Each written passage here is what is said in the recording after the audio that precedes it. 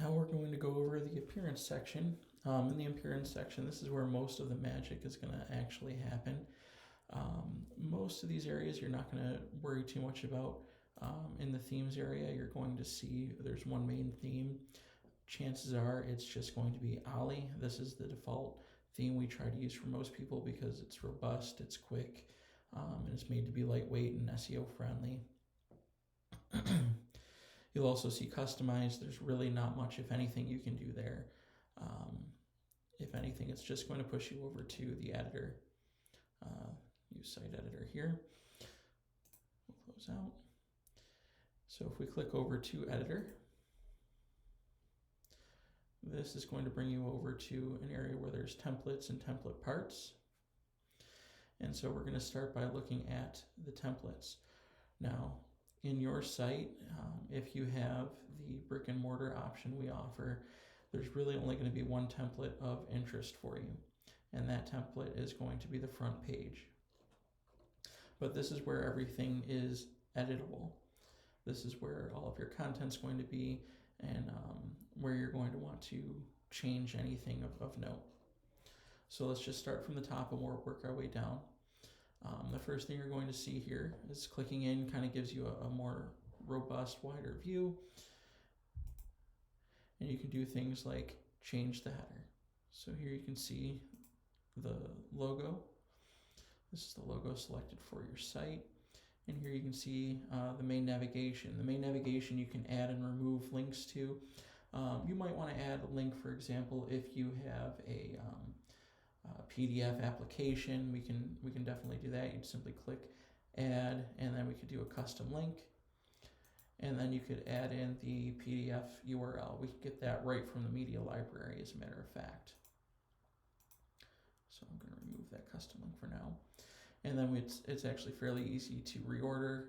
You see this arrow here. I can bump it over and over until it's in the spot I want it. You can also see clicking on any of these allows me to enter more and additional information. Things to keep in mind, these link titles and descriptions are useful for if you have a lot of users with some sort of visual impairment. Their screen reader can actually pick up on these elements and it'll tell them exactly what these links are supposed to do for them. Up here we'll typically have a call now or email now or something similar button. I would recommend probably leaving this alone, and that's unless there's some reason to make changes to it. For example, right now we have a call now button. If you wanted to change it to an email, you can actually click here, and that would give you the option of updating this. Another option is, of course, to come in here, and you could say duplicate, and now we have two buttons. We could set one up for email, one up for a phone call, or whatever else you might want to do. If you, for example, have a Calendly, you could do something similar where this pops open your Calendly. Calendly provides the snippet you'll need to do that, so you would just kind of paste that in. Again, if I want to remove it, I just say click on the vertical ellipsis here and click remove button, and now I'm just down to one. Frequently, you may decide you want to add, for example, a TikTok or a LinkedIn option here. That can be done right with the socials. If you click on the social icon here and then click on plus, you could click on type LinkedIn, and here you have LinkedIn. If you have affiliate stuff through Amazon, there's Amazon. If you have a Twitter, if you're into streaming or things of that nature, there's Twitch. It's all up to you. There's a million options. If you decide that Instagram just isn't for you anymore, again, you can simply go here and choose remove. Those are all options for you. Keep in mind, we try to put the socials both in the header and all the way down in the footer. So if you remove one or add one, make sure you do it in both places. Okay. Now coming down here, you'll notice that down here we have what's known as a cover. See here, cover. A cover is nothing more than a fancy way of displaying an image. The image is laid out. It usually has some sort of an opacity filter on it, and then a bunch of text overlaid on it, just like you see here. A few nice features about it, and I'm showing you this so that if you want to use the same effect on your page elsewhere or change out the image, you have some clue. You can actually change where the focus is. So for example, if the action's kind of over here or down here, you can change it. Right now we're just going to assume the action's there so that as the page size changes, width or vertical height, it'll try and make sure that that image is focused on the right area there. If we click over on the styles button here, we can see there's options to kind of blur it, make it really blurry, give it kind of a rounded corner in some cases. In this case, it's not going to work so well. We'll leave that as default. And then it does an overlay. We can tell it no overlay, which will kind of default it to like a blackish color. But we're going to use some of the standard theme colors. I'll go over those in a few minutes. And then we can actually adjust the opacity. We can make it no opacity, so that's just what the picture looks like. Or we can go full opacity, which means you're just going to see that overlay color. Usually somewhere between 40 and 60% is the sweet spot. Toy around with it as you change the pictures. From here you can actually adjust padding. If you take a look here, you see that blue border moving in, and that'll help you with how things pinch in the overall cover. And the same thing with margining, but this is more, as you'll see, on the outside of it, how it pinches in on the outside. Down here is the minimum height of the cover. We can play with this if you want it somewhat larger or somewhat smaller. That'll make it so that by default it's only a certain, it starts off as a certain size. If we click in here, you're going to see that this is what's known as a heading. Very large text, H1. Why is a heading important? A heading is important because the Google and Bing will come in, and as they analyze your site, they're going to be looking for those headings, so they know how to organize your data and see what are the important pieces of your site. So they will look for things like a navigation, so they have some clue of what's on your website. But the next thing they're going to look at is the headings on your website. They will ignore things like this, which is a paragraph. On the whole, they'll look for keywords in it. They will organize them underneath the headings. So if they see martial arts and yoga, they're going to look to see, does the content below match that? Do they see things about yoga underneath something that says yoga? Are they going to see something that matches martial arts, self-defense underneath a heading that says martial arts and self-defense? And if it sees that, it's going to know that it's legitimate, and then it'll actually cache it appropriately. So that's why headings are important versus just paragraphs. The two work in conjunction with each other. Now again, if you look over here, you're going to see that there's the settings, and then there's actually the style. If we wanted to, we could play around with the styling of this. So if we change the text, we could change it to different colors. The color we had picked though was white, and it's the most visible here, and it's the default color for it, so I think we'll just leave it there. We could change the background to like a gray color or something like that. Again, you can see it kind of tinkers with the overall appearance, but that's a possibility. We can also play with the overall sizing of things. So if we go here, we can kind of change it so it's smaller, or make it quite large. In this case, we want it quite large because we want those items to really pop. You'll also see in here, you have the ability to bold or italicize or whatever else. And then we can even play with the overall width of it. We want it to go edge to edge, or kind of pinch in like that, the standard content width. Now, I'm going to introduce you to another concept, a layout concept. In this one, it's a column. So in here we have columns, and within the columns, if we look over here, there are two. And if we look at the content, you can see how those columns are broken up. We have columns here, or a single column here, and a single column there.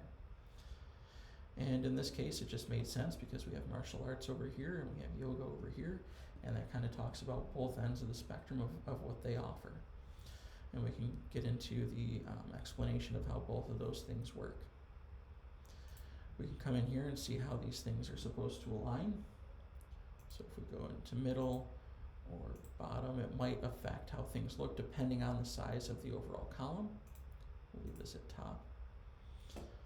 If we click in here, we can actually have control over the individual column. We can change the width of the column. Let's say we wanted to change it to 25%. So that means that this obviously will be 75% if my math is still good, and this one will be cut down to 25%. Why is that relevant? Sometimes you might want to put a picture on the one side and then you'll have some text around the picture. This is one of the ways you could do that so it lays out kind of nicely. In this case, I'm just going to remove that, and I'll by default just kind of put it at 50-50, or if you add another column, 33, 33, 33, and so on. There are other layout elements. I'll go over those in just a minute, but for now, just know this is the column piece. The columns have individual column, have multiple column inside of them, and then inside of the column there can be anything like headers, paragraphs, and so on. We'll get into more of those in a few minutes. And then down here we have an individual button again, just like we did up here, but this time the button will jump down to the Contact Us form, which is actually right here. All right, a couple more components on the page. First, we have the hours of operation. This is not just a standard content block, or content text block. This is actually, if we click on it,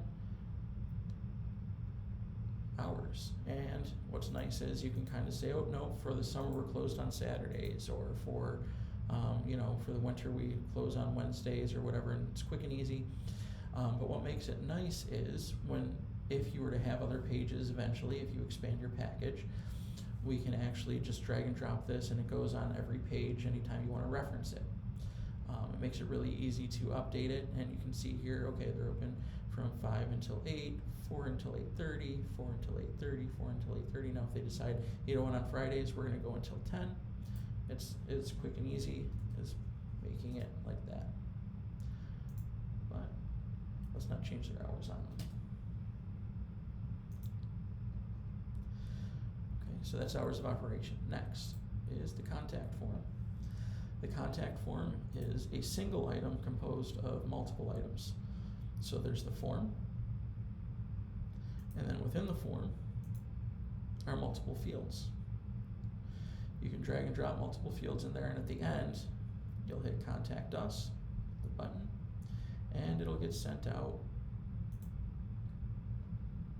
Actually, if I click on the right piece here, it'll get sent out to the appropriate email address here with a specific subject line.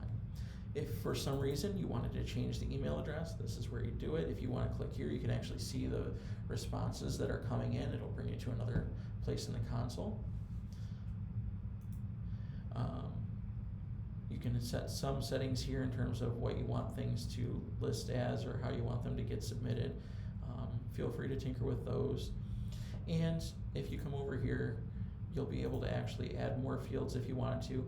I will warn you against adding too many because people do not want to fill out a whole bunch of data. So as soon as you start adding fields, you start dropping off the total number of people who are going to submit stuff. They want to just say, here's my name, here's how to contact me, and here's my question. If they can do that quickly and easily, they will send you stuff all day. If they have to write an essay, they are just not going to be interested. So please be wary of that. But if you did, for example, want to add a phone number field, it's as easy as taking this and putting it in here. And then if we wanted to, we could make it required. You can see there's the required. Now if I hit save here,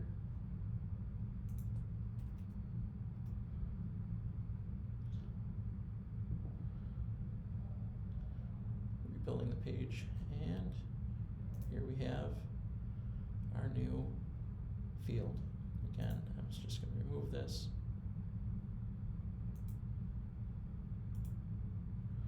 And I'll save and update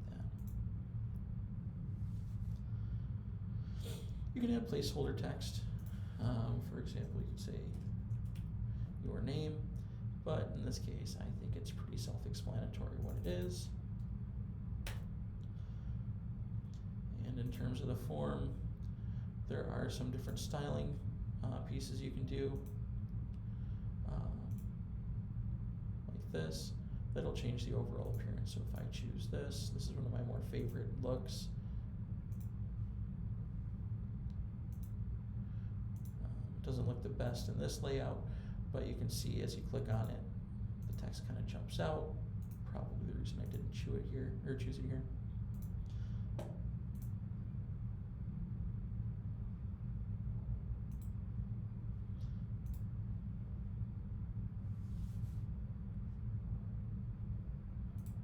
Again, a similar effect, but it doesn't jump outside the box. And then here's the default. We'll just leave it back at that. Okay. So here's what we've covered so far. Just a quick refresher. We have the header piece here, different buttons, social links, and navigation. We've got the cover image, which has the majority of your information on this package, the I don't want to think about it package. We have our store hours, and we have our contact form. Now this piece here, even though it's visible here, is most likely not going to be dealt with here.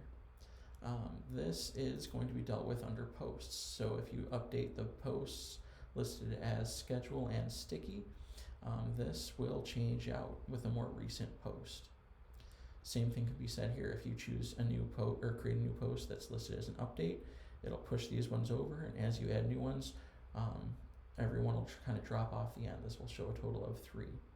How do I know that? If I click on this and I click on settings, it'll say items per page 3, max page to show 3. So as we add things, it just kind of keeps building them out, but it'll drop them off the end. Not much you have to do there. Again, all of this should be done in the posts area. All right, down in the map. Your map can be updated.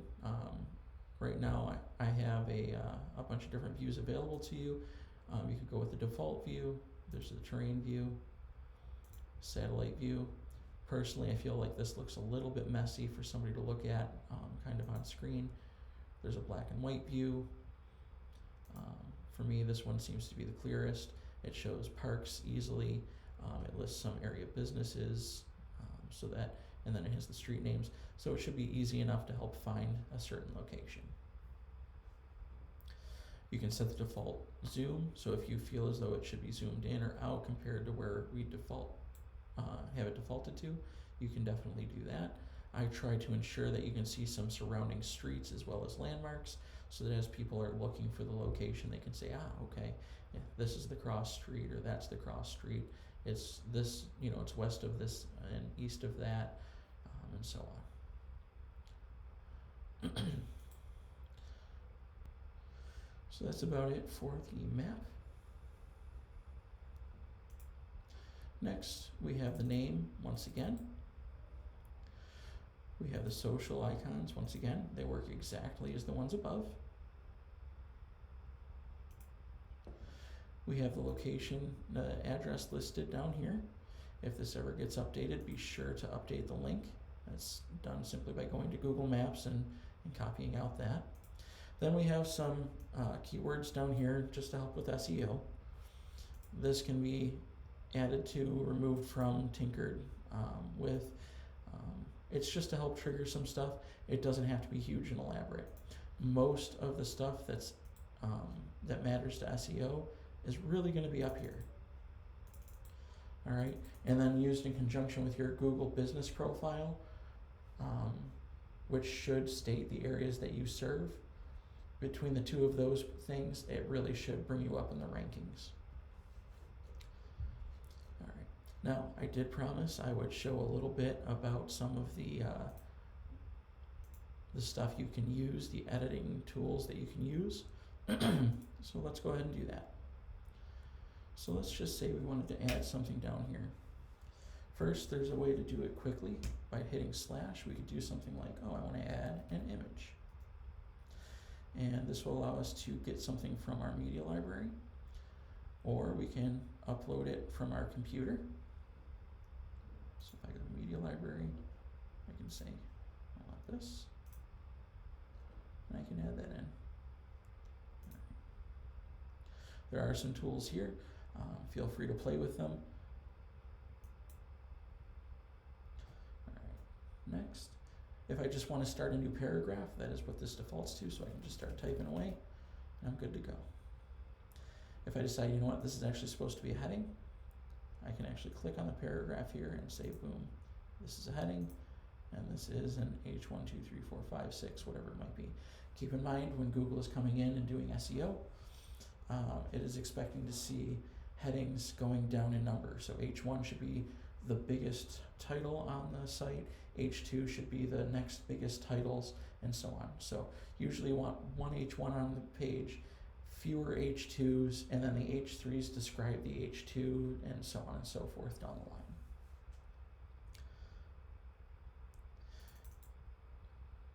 Alright, let's actually change this back to a paragraph. Now let's pretend for a minute I want to make this a link. I can actually say this is going to go to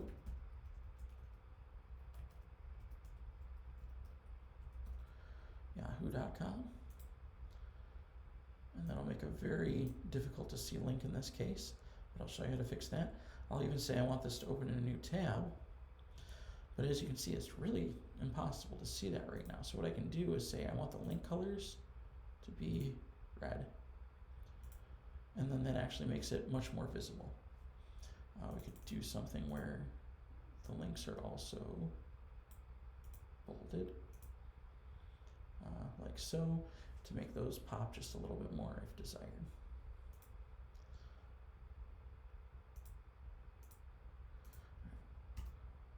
So let's take a look at some of the other more common components.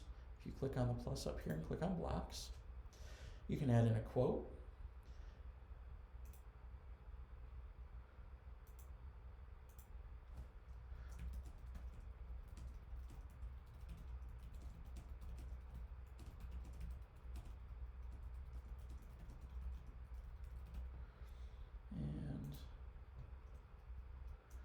If you're into that sort of thing, there's a quote for you. We could also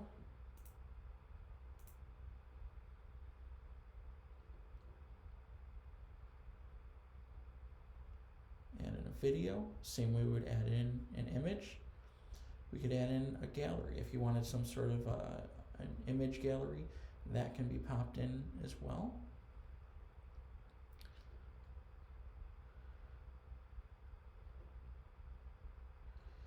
And for the most part, anything else would be external. So if you wanted to link to songs that you have, if that relates to your brick and mortar, videos, if you have an OpenTable account, and so on, those would all be available from within here. Let's see if I do, yeah, OpenTable, for example. So those are all different things that are available to you. You're welcome to play with them, pop them in there. You know, you can see how easy it is to remove them. And keep in mind, as I'm doing these edits, they aren't showing up on the front end until I hit the save button. So you can tinker around all day without actually changing. And if you make a horrible mistake, don't hit the save button, just come here and hit refresh. And as if by magic, the page should kind of restore itself to the state it was prior. I hope that answers all your questions. We are here for you. If you need custom work done, we're here for you if you ever want to extend your package. And we're here to answer questions and as far as we're able. We offer maintenance packages, as I said. Those are built out in 15-minute increments, and usually we can do quite a bit in 15 minutes.